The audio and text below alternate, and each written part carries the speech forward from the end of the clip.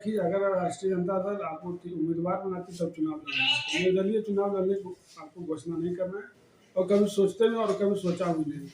रही मानव सेवा करने की बात है, जो आपसे हर हमसे मैडम का यही कहना है कि आप तो समाज सेवा कर ही रहे हैं, आपसे जो हो बन पाता कर ही रहे हैं लोग को।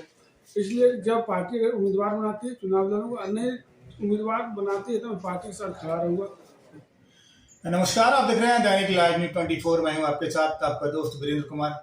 दर्शकों, आपने देखा होगा लगातार धुआंधार जनसंपर्क अभियान में डॉक्टर नीरज शाह निकले हुए, तमाम जगह से आशीर्वादों की बारिश हो रही है, प्यार की बारिश हो रही है। कल अचानक मीडिया में एक बयान आया, जैसा कि आप जानते हैं पिछली बार हमने ही डॉक्टर नीरज का इंटरव्यू लिया था। उन्होंने कहा था कि हमारी वाइफ विधानसभा चुनाव में आएंगी। आखिर क्या कारण रहा होगा, क्योंकि हो सकता है घरेलू भी कई सारी बातें होती हैं। मैं डॉक्टर नीरज से ही जानना चाहूंगा कि आखिर क्या कारण है। डॉक्टर नीरज खुद को प्रोजेक्ट कर रहे हैं। वैसे डॉक्टर नीरज का मतलब ही होता है दर्शकों कमल। अब कमल कहाँ खिलता मालूम? गरीबों के दिल में, हर छोटी छोटी पोखरों में, सागर में, समुद्र में कमल नहीं खिला करते। जिस तरह डॉक्टर कहने का आशय मेरा यह है कि डॉक्टर नीरज जिस तरह गरीबों के दिलों में बास करते हैं, गरीबों के दिलों पर राज करते हैं, गरीबों के आंसू पोंछने का काम करते हैं। मुझे लगता है तमाम गरीब, जब ये हमको लग रहा है, मैं महसूस कर रहा हूँ कि जो ही इन्होंने मैडम की घोषणा की ना, तो गरीबों के दिल में लगा हुआ डॉक्टर साहब की कर रहे हैं, अपने चुनाव में आना चाहिए। हो सकता है, ये भी बात हो सकती है, क्योंकि दिल से निकली हुई दुआ कभी खाली नहीं जाती है। जिस प्रकार डॉक्टर नीरज शाह गरीबों का दुख दर्द में हमदर्द बनकर रहते हैं, मरहम की तरह उनके दुख को, उनके दर्द को हरण करने का प्रयास करते हैं। उन तमाम लोगों के दिल से निकली दुआ है कि डॉक्टर नीरज खुद को कल से कह दिए कि मैं खुद विधानसभा में आ रहा हूं। देखना दिलचस्प होगा कि विधानसभा में जनता कितना प्यार, कितना आशीर्वाद, कितनी जो मोहब्बतों की बारिश करवाती है, ये तो वक्त बताएगा। लेकिन नीरज शाह हमारे साथ जुड़े, मैं जानना चाहूंगा क्यों आखिर खुद को प्रोजेक्ट कर दिए डॉक्टर नीरज शाह। हमारे साथ बने रहिएगा। मैं आपको एक बहुत ही खूबसूरत मुलाकात डॉक्टर नीरज के साथ दिखाने का प्रयास करूंगा। दर्शकों, हाँ, खबर थोड़ी लंबी होगी, शेयर जरूर करिएगा, लाइक जरूर करिएगा। डाटा तो ऐसे फ्री है ही, आप लोग शेयर करने में कंजूसी मत करिएगा। बने रहिएगा हमारे साथ। सबसे पहले स्वागत सर आपका हमारे चैनल पे। सर, क्या कुछ कारण रहा कि अचानक आपने खुद कह दिया कि मैं खुद मैदान में आऊंगा? जनता का प्यार का दबाव तो नहीं? देखिए, मैं 6 महीना पहले चुनाव लड़ने की घोषणा की थी। जब हमको लगा कि मैं मैडम को ही चुनाव लड़ाऊंगा, क्योंकि हम जिस कुर्सी पे हैं ना, जिस पोस्ट पे हैं, यहाँ बहुत भीड़ रहती है, मरीजों का तांता लगा हो रहा था। तो मैं सोचा था कि मैं इस लाइन को संभालूंगा, अपने स्वास्थ्य विभाग को संभालूंगा, मैडम को क्षेत्र में अपना संभालेगी। लेकिन मैडम का पॉलिटिक्स से कोई इंटरेस्ट नहीं, और वो भी हमको मैडम नहीं, मैं राजनीति जाने के लिए बहुत मना करती है।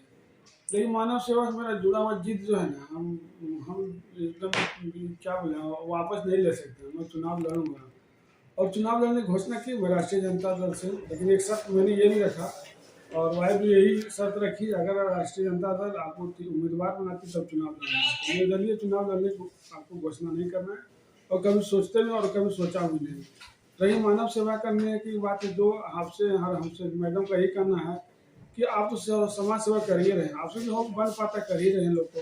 इसलिए जब पार्टी उम्मीदवार बनाती है चुनाव लड़ूंगा, नहीं उम्मीदवार बनाती है तो मैं पार्टी के साथ खड़ा रहूंगा। पार्टी को मैं जीत लाऊंगा, इसमें कोई शक नहीं। और इस बार तेजस्वी को मुख्यमंत्री बना के छोड़ना चाहिए, जो भी मेहनत करना। तो सर, मैं साफ ये बात समझू कि अगर पार्टी टिकट देती है तो लालटेन का सिंबल आपको मिलता है तो ही आप चुनाव लड़ेंगे, वरना चुनाव नहीं लड़ेंगे। अच्छा सर, जहाँ जहाँ आप जा रहे हैं, लोगों का जो है, जो प्यार की जो बरसात हो रही है आप पर, लोगों की जो आशाएं हैं, लोग जिस तरह से आपको आशा भरी नजर से देख रहे हैं, तो सर उन लोगों की आशाओं को कैसे पूरी कर पाएंगे? क्या अच्छा लग रहा है, कैसा महसूस कर रहा है? कुछ नहीं चाहिए, हम बता रहे हैं, हमको लोग हर खाने पीने उतना लोग के पास है। लोग बेसिक, हम जो क्षेत्र में घूमते जो बेसिक प्रॉब्लम समस्या होती है, नहीं जाएगा, छोटी छोटी समस्या। और सबसे ज्यादा क्षेत्र में हमको जब जो पेयजल का बहुत बड़ा समस्या होता है, पेयजल और स्वास्थ्य दूसरी बड़ी समस्या है। हम तो देखते हैं कि मरीज गिरता है जहाजा में तो हाथ पर लटके बुरा चलाता है, जब इलाज करने कोई बीच में कहीं कोई सेवा नहीं मिलती है। तो मेरा कहना है जब गिरा वहाँ पे तो उसका प्राथमिक कोई सरकारी गवर्नमेंट में कुछ इलाज होने चाहिए ना। नहीं कच्चा प्लास्टर सिले भी नहीं लगता सरकारी हॉस्पिटल वाला, यूं ही लटक के भेज देता, पैर ऐसे ही टंगा हुआ चलाता है। जो दूसरा बात बेसिक प्रॉब्लम गाँव में हम देखते हैं, कभी कोई मरीज जो है आता ब्रेन हेमरेज लेकर आता है, सिंपल। तो मेरा कहना है गाँव में जो बेसिक लेवल, गाँव लेवल पर कोई इलाज नहीं, कोई सुविधा नहीं। सरकार बड़े बड़े हॉस्पिटल जरूर बना दे, स्वास्थ्य केंद्र, ये केंद्र, प्राथमिक चिकित्सा केंद्र, बहुत केंद्र बनाए, लेकिन उसका रिजल्ट जीरो है। सब खाली बिल्डिंग खड़ा किया, हमने कभी काम नहीं, खाली बिल्डिंग से खड़ा है, उसका आउटपुट कम, रिजल्ट जीरो है। आप जो एक सदर हॉस्पिटल नहीं चला पाते ठीक से, तो आप प्राथमिक चिकित्सा केंद्र की बात कैसे सोच सकते हैं? तो क्या अगर डॉक्टर नीरज झाझा विधानसभा के विधायक बनते तो स्थितियां बदलेंगी, तमाम सुविधाएं मैं मुहैया होंगी? कहता हूँ, देखिए हर चीज में डॉक्टर का जरूरत नहीं पड़ता। हमारे बहुत ग्रामीण चिकित्सक ऐसे जो बहुत ट्रेन है, जो ट्रेन है उसको मैं अपने डायरेक्शन में ट्रेन करूँगा, और उनको कम से कम जो बेसिक होता है, बीपी है, शुगर है, हल्का फुल्का जो बुखार वगैरह होता है उसको कैसे इलाज किया, तो वो दवाएं सरकार की तरफ से उपलब्ध कराऊंगा उन लोगों को। विधायक बनने के बाद ये जरूर कराऊंगा। जितना चिकित्सा स्वास्थ्य केंद्र, प्राथमिक केंद्र बना, वो ऐसी जगहों पर मैं उनको सुविधा दिलाऊंगा, सरकारी गवर्नमेंट की तरफ दिलाऊंगा। हो सकता है आप जहाँ तक नहीं हो जुटा पैसा का, तो अपने पैसे खर्च कर दिलाऊँ। लेकिन मैं यही लोग से कल भी बात किया था, कल मैं जन्मदिन मना रहा था रिया जी का, तो उसमें यही बात बोला था कि मैं स्वास्थ्य और पेयजल का 6 महीना को टाइम दे, मैं उसको जरूर बेसिक स्तर पर सुधारने का काम करूँगा। और ये भी आश्वासन अगर नहीं सुधार पाए 6 महीना, तो फिर मैं दोबारा उसी दिन अपने पार्टी। तो सर ये तो ठीक है, विधायक तो सर अब बनेंगे तो ये सारे काम, लेकिन डॉक्टर नीरज तो पहले से ये काम कर रहे हैं।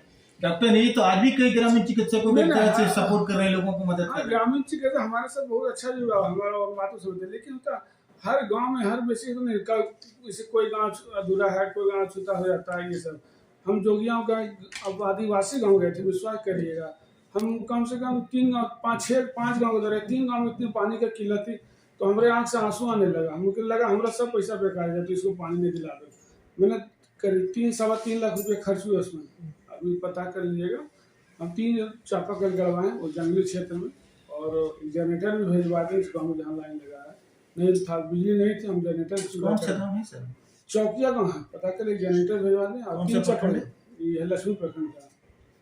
3 एक मैं टोकना चाहूंगा सर, भले ही देश आजादी का 75वां अमृत महोत्सव मनाया, मुझे नहीं लगता मूलभूत सुविधाएं भी जनता तक नहीं पहुंची है। हम बता रहे हैं कि वो आदिवासी समुदाय का, हम अगर आदिवासी समुदाय जो घूमते हैं ना, जंगलों में रहते हैं, उनकी समस्या बहुत बदतर है। कहीं बिजली नहीं, अभी बिजली नहीं है, तो मेरा कहना है कि सब के बहुत बड़ी परेशानी है। रोड नहीं है, अभी भी रोड गाँव में, जंगली आदिवासी गाँव में रोड नहीं पहुँचा है। बहुत ऐसा छोटी छोटी समस्या जो बेकार पड़ रही है। तो डॉक्टर नीरज के पास आदिवासियों के विकास के लिए कौन सा रोड मैप है, क्या कुछ प्लानिंग है? देखिए, मैं अगर प्रतिनिधि बना तो सबसे पहले काम उसी आदिवासी समुदाय के लिए करूंगा, और वैसे महादलित समुदाय का करूंगा जो कि उनके घर पे जाने के लिए रोड पगडंडी नहीं हो। बहुत शर्म की बात है, कोई आदमी बीमार है, डिलीवरी का अगर आ जाए तो कैसे जाएगा, हमको ये भी पता नहीं।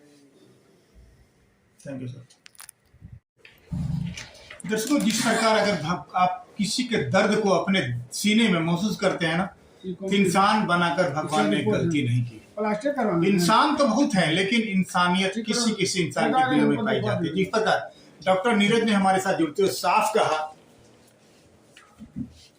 कि अगर मैं विधायक बनता हूं तो आदिवासी समाज, महादलित समाज के लोगों को मुख्य धारा से जोड़ूंगा, उनके उत्थान के लिए, उनके विकास के लिए मैं काम करूंगा। आज भी मैं बताऊं दर्शकों, यूं तो हम जात पात नहीं मानते, लेकिन सच बताऊं, दुनिया की इकलौती जाति है आदिवासी जो अभी भी अछूत है। कहने का मतलब स्वार्थ नहीं है, बेईमान नहीं, अभी भी सच्चाई उनमें कूट कूट कर भरी हुई है। और सच बताऊं, आज भी ईमानदार है, और ईमानदारी की रोटी खाती है। वो ऐसी जातियां, संथाल की जातियां होती है। जिस प्रकार डॉक्टर नीरज शाह ने कहा कि मैं जिस गाँव में गया वहां आंख में आंसू आ गए, जानते हैं, ये एक अच्छे और सच्चे इंसान होने का परिचायक। मैंने पहले ही कहा है आपको, यदि किसी के दर्द को देखकर अगर आपके सीने में भी दर्द हो, तो भगवान आपको इंसान बनाकर गलती नहीं किया। देखिएगा हमारी बहुत ही खूबसूरत मुलाकात जमुई का खिलता हुआ कमल, जमुई का खिलता हुआ लाल डॉक्टर नीरज शाह के साथ।